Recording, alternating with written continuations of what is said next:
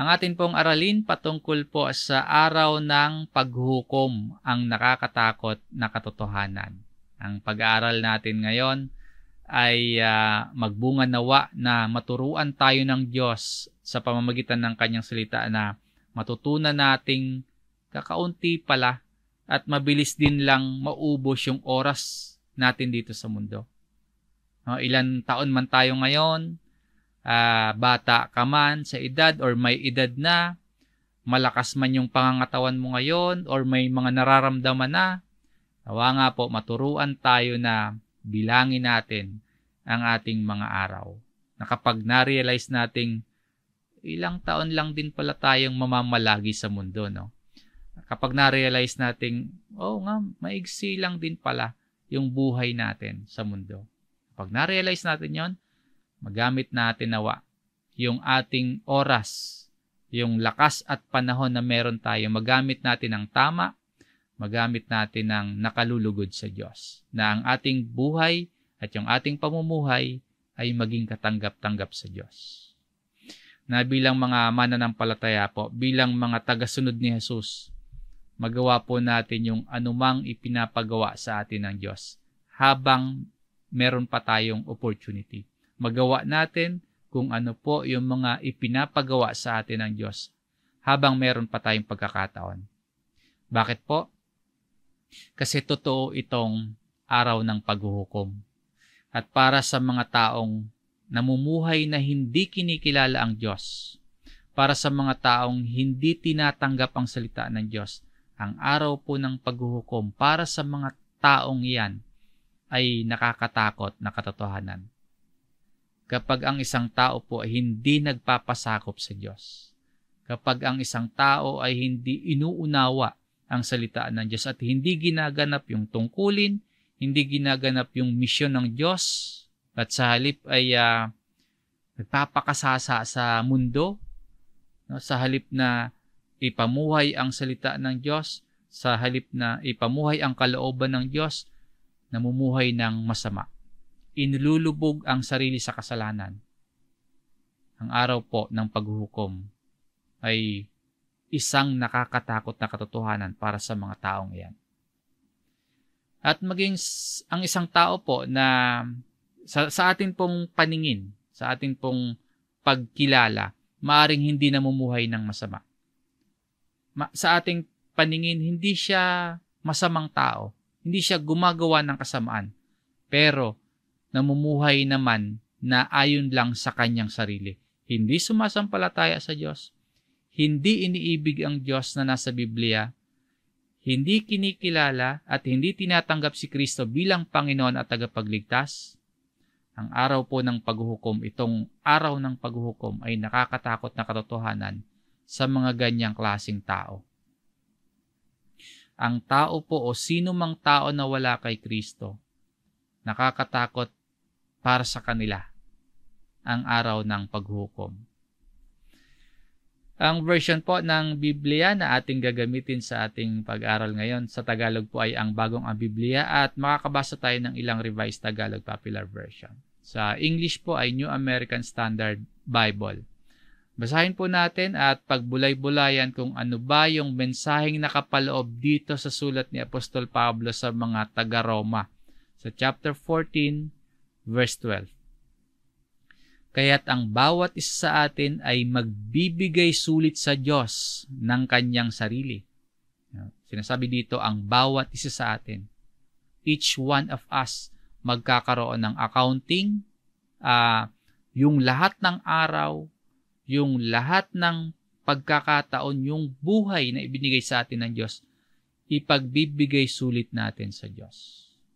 Pananagutan natin sa Diyos yung mga bagay na ating ginagawa at mga ginawa.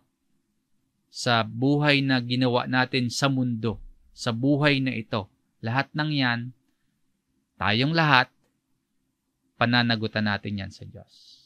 Sa kabuuan po o sa dulo ng ating buhay, merong pagsusulit. Sa dulo ng ating buhay, haharap tayo sa Diyos at merong paghatol o merong paghuhukom ang Diyos kapag dumating itong takdang panahon na ito. Ano nga ba yung sinasabi ng Biblia kapag dumating na yung araw ng paghuhukom? Ano ba yung senaryo? Ano ba yung eksena sa araw ng paghuhukom? Basahin po natin ang sulat ni Mateo sa chapter 25 sa verse 41. Pagkatapos ay sasabihin niya sa mga nasa kaliwa, lumayo kayo sa akin, kayong mga sinumpa. Doon kayo sa apoy na walang hanggan na inihanda sa dyablo at sa kanyang mga anghel. So ito po yung final judgment ng Diyos, no? Ganito yung posibleng tagpo sa araw ng paghuhukom. Yung eksena rito, yung senaryo dito, pagdating ng anak ng tao bilang hari, sa muling pagparito ng ating Panginoong Hesus, titipunin niya ang lahat at pagbubukod-bukurin niya ang lahat ng tao. Nasa kanan niya yung kanyang mga tupa, nasa kaliwa naman ng Panginoon yung mga kambing. Ganyan yung senaryo na ganyan yung tagpo sa final judgment. May mga tao po na mapapahiwalay sa Diyos. Merong mga tao na mapapasama sa lugar na para sa mga dyablo at sa mga kampo ng dyablo, sa mga anghel ng dyablo. Ito yung mga tao na namuhay sa kasamaan. Ito yung mga tao na namuhay para lang sa kanilang sarili at maaring kasama nga po dyan, maging yung sa tingin nga natin ay hindi masamang tao pero namuhay naman ng walang pananalig kay Kristo. Namuhay ng walang takot sa Diyos. Na hindi sila namuhay para sa Diyos. Mapapabilang po yung mga tao na yan sa mga nasa kaliwa na inihihiwalay. Kung ito po yung final judgment, hindi pa man natin lubos na maunawaan at hindi man natin lubos na ma-visualize yung apoy na walang hanggan o yung hell o yung impyerno, makikita natin sa talatang ito na merong lugar para sa mga dyablo at para sa mga anghel ng dyablo, yung fallen angels. Na makikita natin din sa talatang ito, meron ngang makakasamang mga tao sa lugar na yan. So, merong lugar na inihanda, the eternal fire na inihanda para sa dyablo at sa kanyang mga anghel, para kay Satanas at sa kanyang mga kampon, para sa mga fallen angels, inihanda yung lugar na yon. And muli, makikita natin dito sa talatang ito na merong mga tao na mapapasama sa lugar na yan. Ito yung sinasabihan dito na lumayo kayo sa akin, kayong mga sinumpa. Mga tao po yan. Yung dyablo po, tama lang. At yung kanyang mga anghel, nararapat lang na mapunta sa apoy na walang hanggan. Para sa kanila talaga, inihanda para sa kanila yung lugar na yan. Yung dyablo o si Satanas, siya yung dahilan ng pagpasok ng kasalanan sa mundo. Kaya tama lang, nararapat lang na parusahan siya, pati yung kanyang mga anghel. Pero ipinapakita nga sa talatang ito, merong mga tao na mapapasama sa lugar na yan, sa araw ng paghuhukom. Ito yung mga tao na naging makasarili, mga taong hindi pinaglingkuran ang Panginoon sa pamamagitan ng kapwa-tao, mga taong namuhay ng masama, na buhay lang para sa kanilang sarili at hindi para sa Diyos. Isang nakakatakot na katotohanan na ayaw nating mangyari sa ating sarili na mapasama sa lugar na yan, sa apoy na walang hanggan. At isang nakakatakot na katotohanan na ayaw din nating mangyari yan sa mga mahal natin sa buhay. Ayaw nating mangyari yan sa pamilya natin, sa mga kakilala natin, sa mga kapwa-tao natin, na diyan sila mapunta. No, yung mga kakilala natin, ayaw nating sa araw ng paghuhukom, doon sila sa apoy na walang hanggan mapunta. Tandaan natin mga kapatid, merong araw ng paghuhukom at magbibigay sulit tayong lahat sa harap ng Diyos, na sa kabuuan ng ating buhay, we will give an account sa harap ng Diyos. Tulad nga po ng sinasabi sa binasa natin kanina. Kaya't ang bawat isa sa atin ay magbibigay sulit sa Diyos ng kanyang sarili. So, walang exempted. Lahat po tayo. Each one of us magbibigay sulit sa Diyos. Ano ba yung ginagawa natin sa araw-araw? Ginagawa ba natin yung nais ng Diyos na gawin natin? Ginagawa ba natin yung mga bagay na nakakalugod sa ating Diyos? Kapag ang sagot po ay hindi, itigil na po natin yung mga ginagawa natin yan. Kapag hindi nakalulugod sa Diyos, kapag hindi kalooban ng Diyos at hindi yun yung nais ng Diyos na gawin natin, itigil na po natin yan.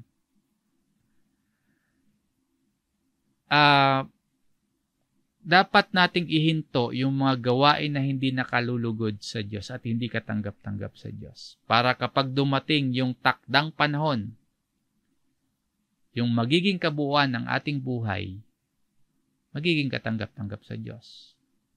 Kapag sa araw-araw po, nasusunod natin yung kalooban ng Diyos, nagagampanan natin yung mga ipinapagawa ng Diyos, at namumuhay tayong may pananampalataya sa kanyang anak na si Jesus. Sa araw-araw po, kung nasusunod natin ang nais ng Diyos, magiging makabuluhan yung ating buhay. Ngayon, kung gusto nating maging makabuluhan, yung kabuuan ng ating buhay at gusto nating maging katanggap-tanggap sa Diyos, sa araw-araw po na ibinibigay sa atin ng Diyos, samantalahin natin. Sa bawat opportunity na ibinibigay sa atin ng Diyos, samantalahin natin at manatili tayong sumasampalataya kay Kristo. Nang sa gayon po, yung righteousness ng Panginoon, yung katuwiran ng Panginoon ay napapasa atin. Yung proseso ng pagbabago nangyayari sa atin. Muli po, tandaan nating lahat na ang bawat isa sa atin sa araw ng paghuhukom ay magbibigay sulit ng ating sarili sa harap ng Diyos. Tingnan po natin kung gaano ba kadetalye yung pagbibigay sulit natin sa Diyos sa araw ng paghuhukom. Sabi po dito sa Mateo chapter 12 sa verse 36, "Subalit sinasabi ko sa inyo na sa araw ng paghuhukom ay pananagutan ng mga tao ang bawat salita na binigkas na walang ingat." Bagamat sa talatang ito, yung pinatutungkulan po ng Panginoong Hesus, mga kaaway niya sa panahon na yan. Bagamat yung tinutukoy po dito ay yung mga umuusig noon kay Hesus. Pero maaring applicable po ito sa lahat sa atin. Dahil ang tagpo po na ito ay araw ng paghukom. Basahin natin sa Revised Tagalog Popular Version. "Tandaan ninyo, sa araw ng paghuhukom, pananagutan ng tao ang bawat walang kabuluhan na salitang sinabi niya." Ipagbibigay sulit pala natin o pananagutan pala natin yung mga salitang walang kabuluhan na lumabas sa ating bibig. Ano ba itong careless word o walang kabuluhang salita? Maaring yan yung mga pangit o kaya mga mapanakit na salita. Maaring yan yung mga salitang hindi nakakapagpasigla sa kapwa, hindi nakakapagpalakas ng loob ng kapwa-tao. Mga salitang hindi nakapagbibigay ng glory sa Diyos. Yan yung careless word. Lahat ng walang kabuluhang salita na lalabas sa ating bibig, ipagbibigay sulit natin yan sa harap ng Diyos sa araw ng paghukom. Kung mahilig tayong magsalita ng walang kabuluhan, kung mahilig tayong magsalita ng mapanakit sa kapwa, isipin natin na meron niyang karampatang judgment. Sa araw ng paghuhukom, pananagutan natin yan. Kaya maging maingat po ang bawat isa sa atin. Maging maingat po sa mga salitang sinasabi. Hanggat maaari, maging tapat sa mga salitang binibitawan. Yung mga salitang bibig kasi natin nakakapagpatibay at merong kabuluhan yung ating mga sinasabi po. Sabi sa kasunod na talata sa verse 37, "Sapagkat sa pamamagitan ng iyong mga salita ay pawawalang sala ka, at sa pamamagitan ng iyong salita ay mahahatulan ka." Kaya maging maingat sa ating mga pananalita. Pwede tayong pawalang sala o kaya pwede tayong mahatulan o parusahan. Kung wala tayong Kristo sa puso at buhay natin, nakakatakot na humarap sa Diyos at ipagbigay sulit yung ating mga sarili. Nakakatakot na katotohanan mula sa Biblia ang pagharap sa Diyos sa araw ng paghuhukom kung ngayon po sa ating buhay nating ito ay hindi natin tinanggap at hindi natin pinaniniwalaan si Kristo. Yung mabuting balita para sa lahat ng Kristiyano, sa lahat po ng ating masamang ginawa, sa lahat ng walang kabuluhang salita na lumabas sa ating bibig, kung tayo ay tapat na sumasampalataya kay Jesus, pinatawad na tayo ng Diyos dahil kay Kristo. At kung tayo ngayon ay namumuhay na may Kristo sa ating puso, na si Kristo yung namumuhay sa ating sarili, nag-iiba na po yung pananaw natin. Nababago na yung mga desires natin, nababago na yung mga hangarin natin, nababago na maging yung mga pananalita natin, na nabubuhay na tayo para sa kalooban ng Diyos. Yes, hindi tayo perfecto. Makasalanan pa rin tayo, nagkakasala pa rin tayo. Pero kung sumasampalataya tayo kay Jesus ngayon, pinatawad tayo ng Diyos at binibigyan ng kaligtasan. Na yung lahat nating masamang gawa at lahat ng walang kabuluhang salita, tinubos na yon ni Jesus. At yung kabuuang kaganapan ng pagpapatawad sa atin ng Diyos ay magaganap sa muling pagparito ng Panginoon. Na dahil kay Jesus, sa pagharap natin sa Diyos, sa araw ng paghuhukom, sasabihan tayo na pinatawad na tayo sa ating mga kasalanan. At ang bunga nga po ng pagtubos ng Panginoong Jesus sa yung bunga niya, yung epekto niyan sa ating buhay ngayon, nababago tayo. Nagkakaroon tayo ng tapat na pag-ibig sa Diyos, nagkakaroon tayo ng tapat na pag-ibig sa kapwa. Yan po yung epekto ng pagtubos sa atin ng Panginoong Jesus. Kung tayo po ay kabilang sa mga pinatawad ng Diyos, tayo po ay nagkakaroon ng tapat na pag-ibig sa Diyos at tapat na pag-ibig sa kapwa. Pero kung hindi pa rin natin sa ngayon natatanggap ang kapatawaran ng ating mga kasalanan, kung hindi pa rin tayo napapatawad sa pamamagitan ng pananalig kay Jesus, ang nakakatakot po na katotohanan ay darating yung takdang panahon na haharap tayo sa Diyos at sa bawat gawang masama at walang kabuluhan nating salita, ipagsusulit nating lahat ng yon sa Diyos. At nakakatakot na katotohanan mula sa Biblia, ang mapasama sa lugar, yung lugar na para sa dyablo, yung lugar na para sa mga kampon ng dyablo. So, merong dalawang kalagayan dito, no? Mga pinawalang sala at mga hinatulan or mga justified at condemned. Yung dalawang kalagayan na yan, pinawalang sala at nahatulan, merong kanya-kanyang patutunguhan. Sa pagbibigay sulit sa pagharap sa Diyos, may kanya-kanyang pupuntahan. Sa chapter 25 po nitong sulat ni Mateo, dito sa verse 46, at ang mga ito'y mapupunta sa walang hanggang kaparusahan, ngunit ang mga matuwid ay sa buhay na walang hanggan. Sa muling pagparito ng anak ng tao, ang tagpo po, titipunin niya at pagbubukod-bukurin yung mga tao. May dadalhin sa kaliwa, may ilalagay sa kanan. Magkakasama yung mga pinawalang sala at nasa kabila naman yung mga hinatulan. May mapupunta sa walang hanggang kaparusahan at meron namang mapupunta sa buhay na walang hanggan. Yan yung mangyayari sa araw ng paghuhukom. At nakaugnay sa pangyayaring ito sa hinaharap, nakaugnay sa araw ng paghuhukom yung ating mga ginagawa sa araw-araw ng ating buhay. Pagsuway man po yan o pagsunod sa Diyos, tayo pong lahat ay magbibigay sulit sa Diyos. At nais ko pong tapusin natin yung ating aralin ngayon sa pagbibigay diin sa katotohanan ng aral tungkol sa sinasabi po sa talatang ito, yung walang hanggang kaparusahan. Ito po yung bibigyan natin ng emphasis, no? Bakit po?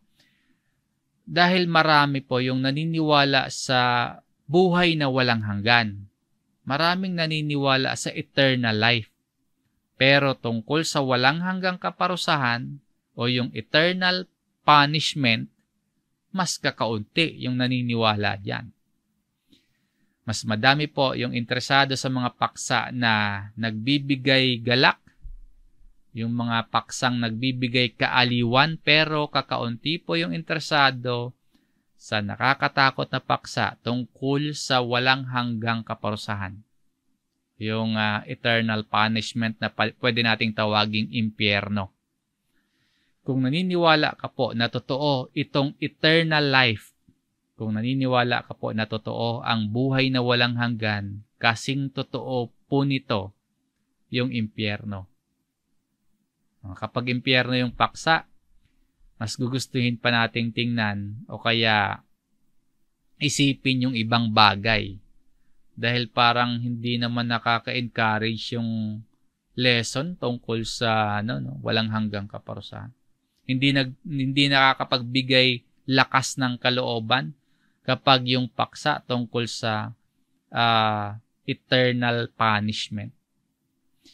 Ang Biblia po ay maliwanag na nagtuturo na ang impyerno o yung lugar na may walang hanggang kaparusahan ay totoong lugar kung saan inihahatid po yung mga masasama at inihahatid yung mga hindi mananampalataya sa araw po yun ng paghukom.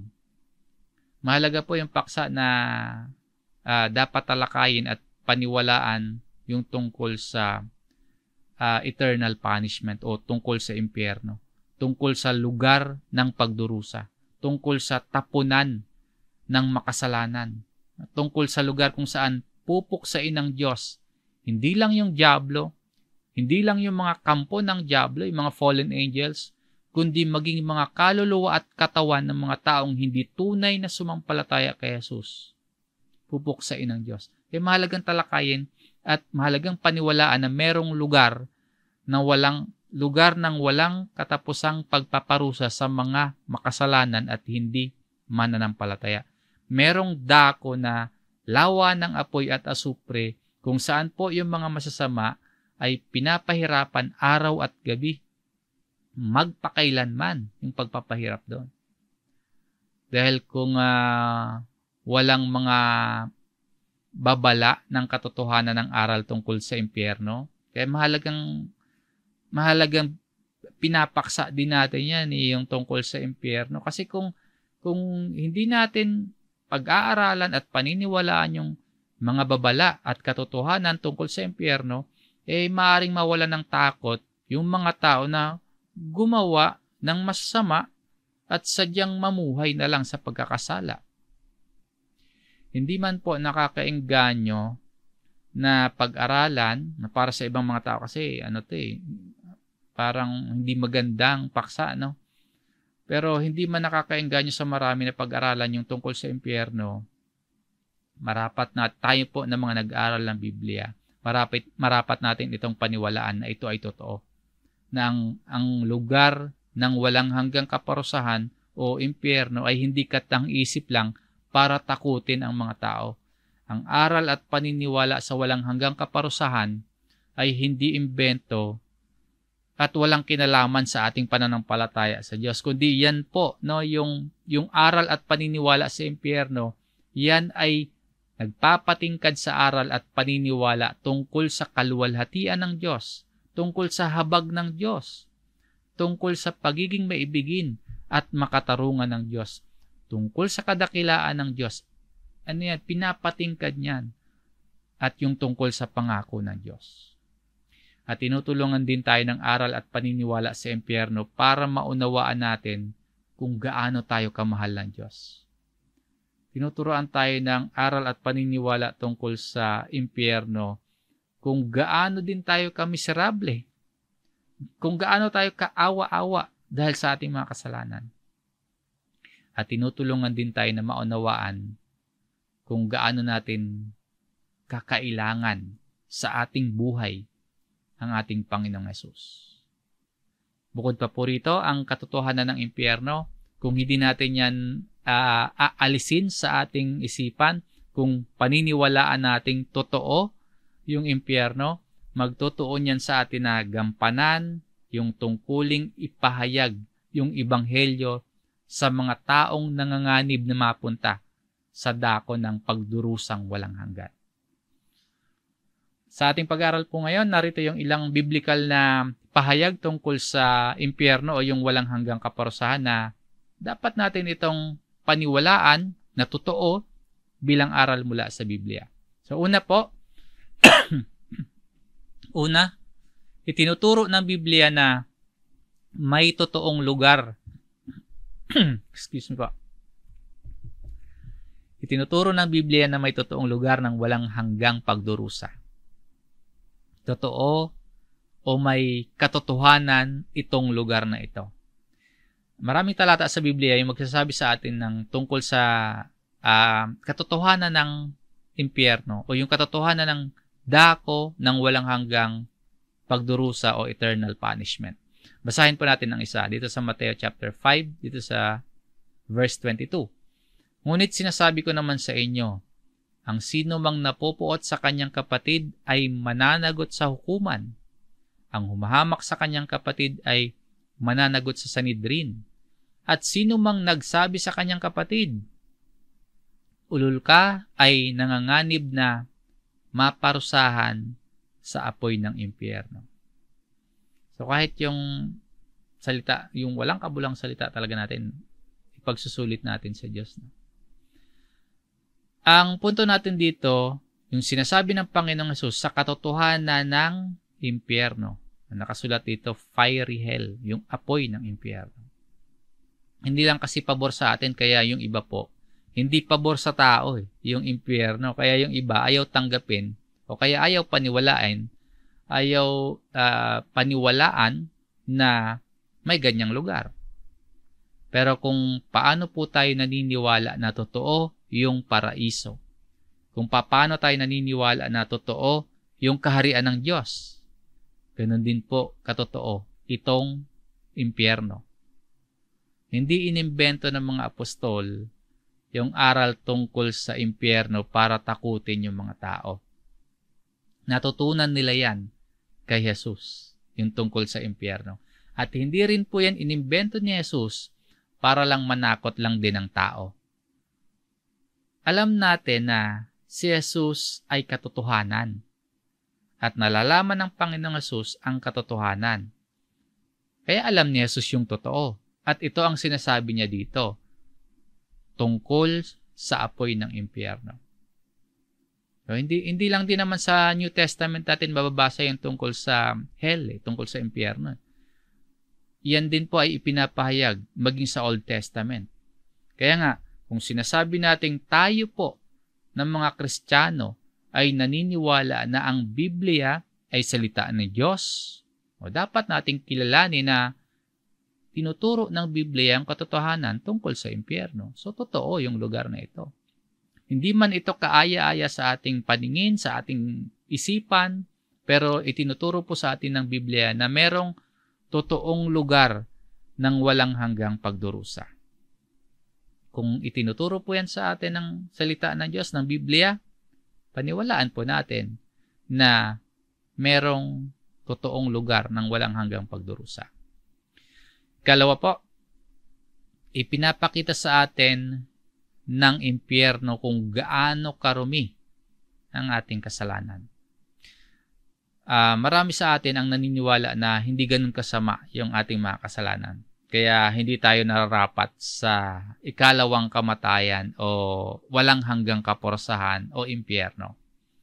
Kung sakaling naniniwala sa impyerno, naniniwala naman na ang mapupunta lamang doon yung mga nakagawa ng karumal-dumal na kasalanan. Kung totoong merong impyerno, pero yung mapupunta lamang sa lugar na yon ay yung mga nakagawa ng grabe, matindi at karumal-dumal na kasalanan. Ayun yung kaisipan. Pero alalahanin po natin, ang ating Diyos ay makatarungang Diyos at hindi siya maaaring magkamali sa kanyang paghatol laban sa anumang kasalanan. Anumang klaseng kasalanan. Pag sinabing kasalanan, kasalanan yon. Sinasabi po ng Biblia yung kabayaran po ng kasalanan, kamatayan. Romans chapter 6 dito sa verse 23.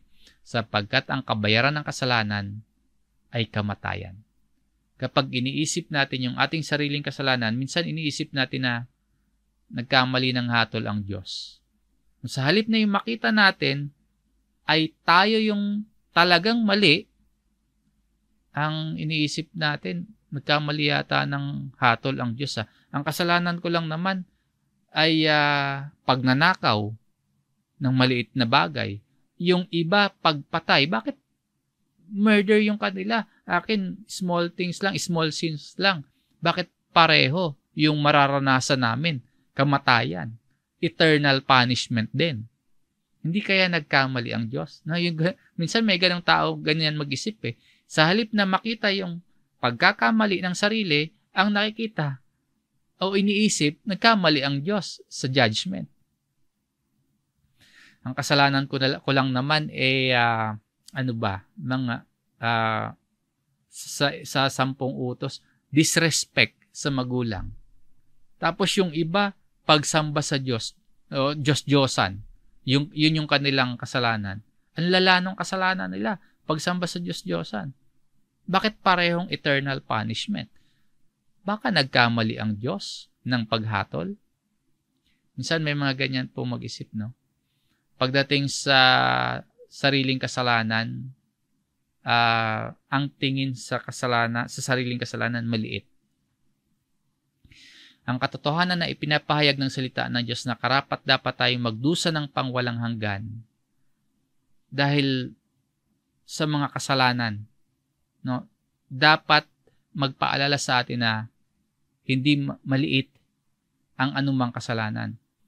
Yung paghahayag sa atin ng salita ng Diyos na anumang kasalanan, karapat dapat tayong magdusa ng pangwalang hanggan, dapat magpaalala po yun sa atin na walang small sins, walang maliit na kasalanan. Anumang kasalanan, napakagrabing kasamaan yan para sa Diyos at ang kabayaran niyan ay kamatayan o walang hanggang parusa. Pinapakita po sa atin ng impyerno kung gaano karumi yung ating kasalanan. Anumang kasalanan po, napakarumi niyan. Kaya nga napakalaking halaga yung ipinantubos eh. Anumang kasalanan natin, sabihin na nating maliit lang yun, pero sa tingin ng Diyos, sa hatol ng Diyos, grabe karuming kasalanan yan. Kaya napakalaki yung halaga na ipinambayad sa ating mga kasalanan. Katawan at dugo ng ating Panginoong Hesus para maialis lamang tayo sa parusang yan, sa kamatayan. Para mailigtas tayo sa ikalawang kamatayan o yung eternal punishment. Kung tatanggapin at uunawain natin yung katotohanan tungkol sa impyerno, makikita po natin kung gaano karumi yung ating mga kasalanan. Yan yung itinuturo ng aral at paniniwala tungkol sa impyerno. No, yung pinapakita sa atin kung gaano karumi yung ating kasalanan. At sa panghuli, itinutuon ng paniniwala sa impyerno na lalo pa nating panghawakan at ipangaral ang ebanghelyo.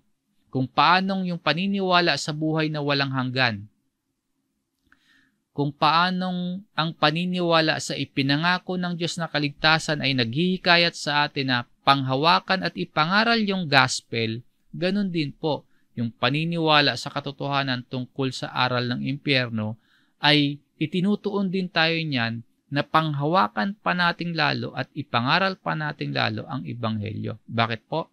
Kung totoo po yung impyerno at kung ang mga tao ay talagang nanganganib na magdusa ng panghabang panahon, wala na pong mas mahalaga at kailangang gawin tayong mga mananampalataya. Wala nang yung immediate na response na dapat gawin nating mga mananampalataya ay ipangaral sa buong mundo ang mabuting balita ng kapatawaran ng mga kasalanan sa pamamagitan ng ating Panginoong Hesus. Yan yung sinabi, tagubili ng Panginoong Hesus sa kanyang mga alagad bago siya umakyat sa langit. Ipangaral sa buong mundo yung mabuting balita ng kaligtasan, ng kapatawaran ng mga kasalanan sa pamamagitan ng Panginoong Hesus. Yan po yung Great Commission. Ayon sa sulat ni Marcos, ganito po yung pagkakalahad niya sa verse 15 hanggang 16 ng Marcos chapter 16. At sinabi niya sa kanila, humayo kayo sa buong sanlibutan at inyong ipangaral ang ebanghelyo sa lahat ng nilikha. Ang sumasampalataya at mabautismuhan ay maliligtas. Ngunit ang hindi sumasampalataya ay parurusahan. At alam natin yung na-condemn, di ba? Nabasa natin kanina yung mga parurusahan kung saan mapupuntang lugar. Kung maniniwala tayo na merong impyerno pagkatapos ng buhay natin dito sa mundo, na merong walang hanggang pagdurusa sa mga hindi sumasampalataya kay Kristo, panghawakan po nating mabuti yung ating pananampalataya. Na mag-ingat tayong hindi tayo matalikod sa ating pananampalataya. Kung naniniwala tayong merong walang hanggang pagdurusa sa mga hindi sumasampalataya kay Kristo, ipapangaral po natin ang ebanghelyo ng kaligtasan upang sila man po yung mga tao na hindi sumasampalataya, yung mga mahal natin sa buhay, yung mga nasa paligid natin na hindi sumasampalataya kay Jesus, ay magtamo din po ng kaligtasan at maialis sa parusang walang hanggan. Kung totoo yung impyerno, paniwalaan natin ito at ipangaral natin sa mga tao kung paano sila mapapatawad sa kanilang kasalanan. Kung totoo po yung impyerno, paniwalaan natin yan. At ipangaral natin sa marami kung paano sila maliligtas sa walang hanggang pagdurusa sa impyerno. Totoo po yung paghuhukom at totoo po yung impyerno ayon sa Biblia at ito nga po ay dako ng paghihirap. Ito po ay lugar ng kaparusahang walang hanggan para sa mga namuhay sa kasalanan at hindi sumampalataya kay Jesus.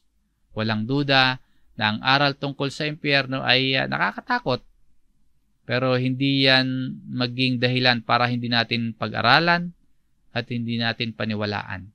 Sa katunayan, kung paniniwalaan po natin yung aral at katotohanan tungkol sa kaparusahang walang hanggan sa araw ng paghuhukom, mas matutulungan nga po tayo nito na maging laging mapagpasalamat sa Diyos.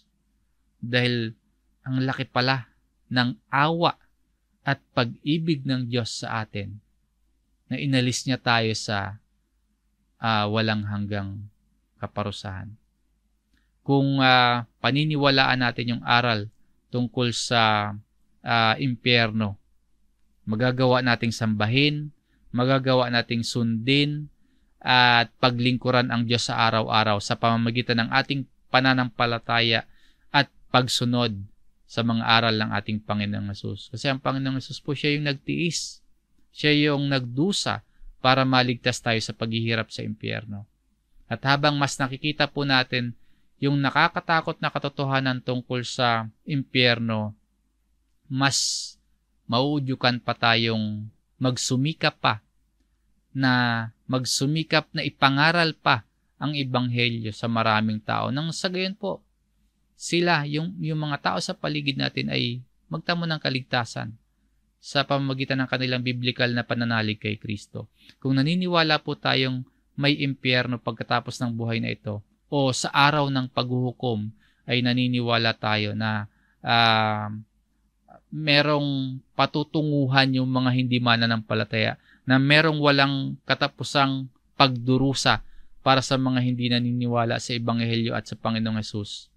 Mas matuturuan po tayo nito na magsumikap pa na ipamalita sa iba kung paano sila mapapatawad sa kanilang kasalanan at magtatamo ng kaligtasan.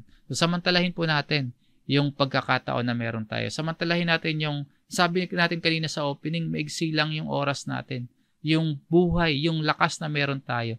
Samantalahin natin yun para maipangaral sa iba kung paano sila maliligtas, kung paano sila maiaalis sa walang hanggang pagdurusa sa impyerno. At yung kaligtasan na yon, sa pamamagitan po lamang ng pagsampalataya sa ating Panginoong Hesukristo. Samantalahin po natin yung pagkakataon na meron tayo. Panghawakan natin yung ating pananampalataya at ipamahagi natin sa iba ang kaligtasang ating natamo. Hanggang dito po ang ating pag-aaral. Maraming salamat po sa inyong pakikinig mga kapatid. Purihin po natin ang ating Panginoon sa mga salita na ating napakinggan at sa mga salita niya na ating napag-aralan. Kasama-sama tayong muli sa darating na Sunday, lalo na po sa mga kapatid na malayo sa lugar panambahan. Meron po tayong online Sunday worship service. At syempre po, sa kalooban ng Panginoon, tuwing Thursday po ng gabi, magkasama-sama po tayo para sa ating midweek service naman. Muli po, maraming salamat. God bless.